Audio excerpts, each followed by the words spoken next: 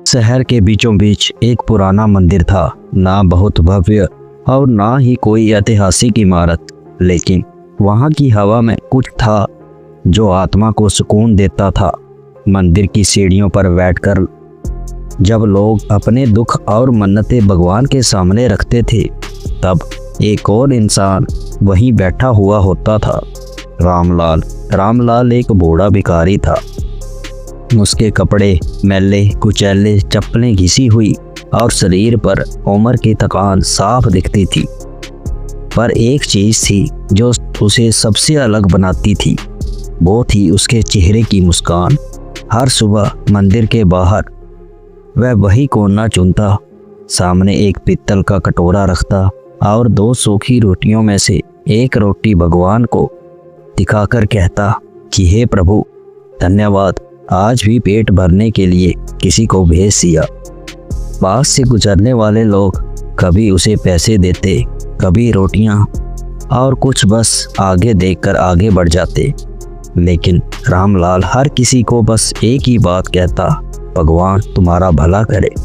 लोग अक्सर सोचते इसके पास तो कुछ नहीं है, फिर भी ये मुस्कुराता कैसे है, पर कोई यह नहीं जानता था कि रामलाल की ये मुस्कान कितने आंसुओं से बनी थी। कभी रामलाल का भी एक परिवार था, एक छोटा सा घर, बीवी और एक बेटा। वो स्कूल में चपरासी था, कम कमाता था पर शांति से जीता था। हर शाम घर लौटकर आता, बेटा गोद में बैठता और बीवी चाय देती और तीनों मिलकर हंसते खेलते थे। फिर एक दिन उसके बेटे को स्कूल से लौटते वक्त एक गाड़ी ने टक्कर मार दी। बेटा वहीं चल बसा। बीवी ये सदमा सहन नहीं कर सकी और कुछ ही महीनों में वह भी साथ छोड़ गई। रामलाल अब अकेला रह गया था। अकेलापन ऐसा कि वह खुद से ही बातें नहीं करता था। कुछ समय तक उसकी जिंदगी से लड़ाई चली रही, पर फिर उसने हथियार डाल दिए। काम छूट गया, घर छूट गया और आखिर में वह खुद को मंदिर के एक कोने पर लाकर उसने अपने आप को बिठा दिया। पर एक दिन जब वो बहुत थका हुआ था, बिल्कुल हार चुका था, उसने आंखें बंद की और बस एक बात कही, भगवान अब तू ही है, जो कुछ भी देगा स्वीकार है। और उस दिन के बाद रामलाल ने शिकायतें करना छोड़ दी। वह हर दिन वही 2 सूखी रोटियां पाता और हर दिन भगवान को धन्यवाद देता। उसी शहर में एक और कहानी चल रही थी, विक्रम की। विक्रम पढ़ा लिखा नौजवान था, बड़े शहर में नौकरी की तलाश में आया था, पर जिंदगी उसके साथ भी खेल खेल रही थी। हर इंटरव्यू में रिजेक्ट होना, हर कोशिश में नाकाम, यही उसके साथ खेल खेल रही थी किस्मत उसकी। दोस्तों ने उसका साथ छोड़ दिया था, परिवार ने भी दूरी बना ली थी। और एक दिन वह टूटकर उसी मंदिर की सीढ़ियों पर आ बैठा जहां रामलाल बैठा करता था। विक्रम का चेहरा थका हुआ था, आंखों में नींद नहीं और सपने बेरंग हो गए थे। तभी उसकी नज़र रामलाल पर पड़ी। वो 2 सूखी रोटियों के साथ बैठा मुस्कुरा रहा था। विक्रम को गुस्सा आ गया।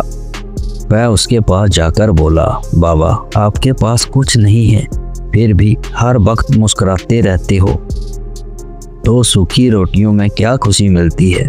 रामलाल ने विक्रम की तरफ देखा, उसकी आंखों में छुपे दर्द को पढ़ लिया, फिर मुस्कुराकर बोला, बेटा जब पेट खाली होता है और बिना मांगे 2 रोटियां मिल जाती हैं तो क्या ये कम है?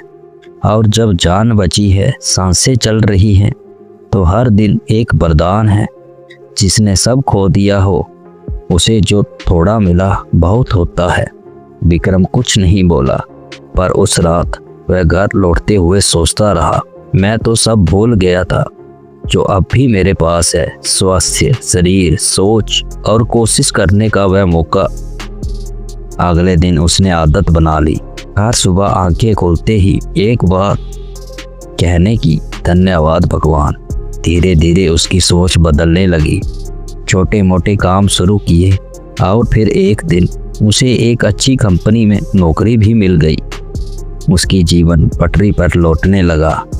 फिर कुछ महीनों बाद जब सब कुछ ठीक हो गया, विक्रमलाल रामलाल को धन्यवाद कहने मंदिर पर पहुंचा, पर रामलाल वहां नहीं था। पुजारी ने बताया, बेटा, रामलाल कुछ हफ्ते पहले ही स्वर्ग सिधार गए। वह मुस्कुराते हुए गए थे, बिना किसी कोशिश के, बिना किसी शिकायत के। विक्रम की आंखें भर आई। उसने मंदिर के कोने में, जहां रामलाल बैठा करता था, एक पत्थर की पट्टी बनवाई और एक कोने पर लगवा दी। उस पट्टी में लिखा था, शुक्रिया कहना सीखो, क्योंकि जो कुछ भी तुम्हारे पास है वह कभी किसी के लिए सपना हो सकता है।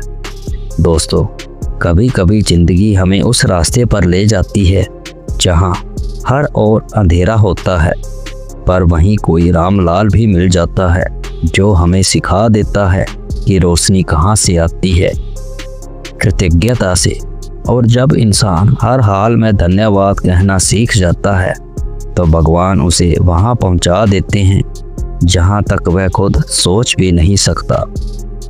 दोस्तों, जैसा कि हर बार मैं कहानी के अंत में कहता हूं, अच्छे कर्म करिए, अपने बूढ़े माँ बाप की सेवा करिए। और ये कहानी अच्छी लगी तो वीडियो को लाइक करें, अपने परिवार दोस्तों के साथ शेयर करें और कमेंट करके ज़रूर बताएं कि कहानी कैसी लगी। और ऐसी ही और कहानियों के लिए इस चैनल को भी सब्सक्राइब कर लें। आपका समय शुभ रहे।